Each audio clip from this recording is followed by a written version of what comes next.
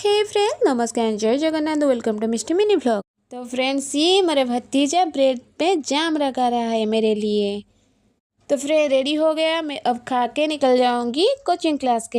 तो फ्रेंड्स, मैं निकल गई कंप्यूटर कोचिंग क्लास के लिए। तो मैं आज आप लोगों को दिखाने वाली मेरी कंप्यूटर कोचिंग क्लास। तो फ्रेंड, ये रहा हमारा कंप्यूटर कोचिंग क्लास आ गया।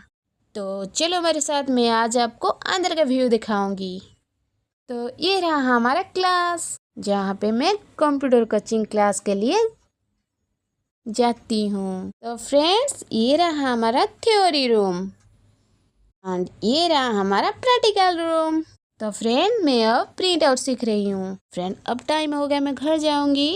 तो फ्रेंड्स, आते ही मुझे मेरी मम्मी दे दी पानी पूरी। Oh my God.